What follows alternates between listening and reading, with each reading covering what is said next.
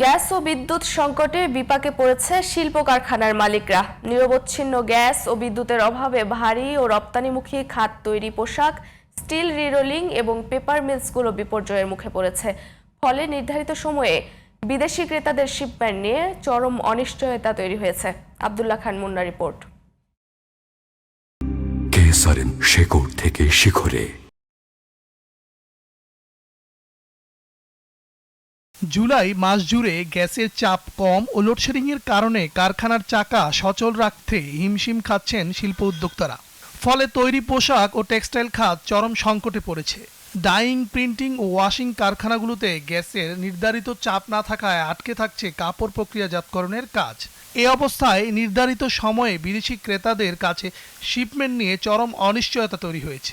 এইটা আমাদের উৎপাদন মারাত্মকভাবে ব্যাহত হচ্ছে। আমাদের অনেকের রপ্তানি আদেশ বাতিল হওয়ার পর্যায়ে হয়েছে। অনেকের রপ্তানি উৎপাদনের পরে সেই পণ্য বিলম্বিত হওয়ার কারণে এয়ার করতে হচ্ছে, যেটা অনেক বড় একটা আর্থিক ক্ষতির মধ্যে পড়বে পোশাক শিল্প। এই সরকারের পক্ষ থেকে জ্বালানি মন্ত্রী এবং সরকার সর্বাত্মক চেষ্টা করছেন যত দ্রুত এই কুতুবদিয়ার এই টার্মিনালটা রিপেয়ার করা যায়, এবং আশা করতেছি আমরা আগামী কয়েকদিনের মধ্যেই প্রাথমিকভাবে একটা পরিস্থিতির উন্নতি হবে। নির্মাণ ও অবকাঠামোগত খাতের মেরুদণ্ড হিসেবে পরিচিত স্টিল ও রিরোলিং মিলস খাতটিরও একই অবস্থা। গ্যাসের পর্যাপ্ত চাপ না থাকায় রিহিটিং ফার্নেস এবং রিরোলিং মিলগুলোর বাড়ি মেশিন পূর্ণ সক্ষমতায় চালানো যাচ্ছে না। 14 টাকা থেকে 34 টাকা হলো পার ইউনিট।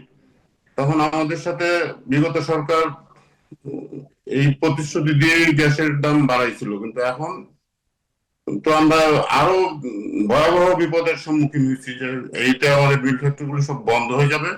আমরা আশা করি যে সরকার খুব তাড়াতাড়ি পদক্ষেপ নেবে এবং আমাদের মিল ফ্যাক্টরিগুলো যাতে সুষ্ঠুভাবে আমরা পরিচালনা করতে পারি। শিল্প কারখানাগুলো বন্ধ হলে লাখো শ্রমিকের বেকার হয়ে পড়ার শঙ্কার পাশাপাশি থমকে যাবে দেশের সামগ্রিক অর্থনীতির প্রবৃদ্ধি।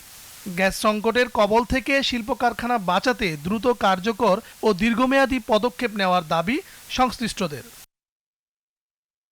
আব্দুল্লাহ খান মুন্না, জিটিভি নিউজ, ঢাকা।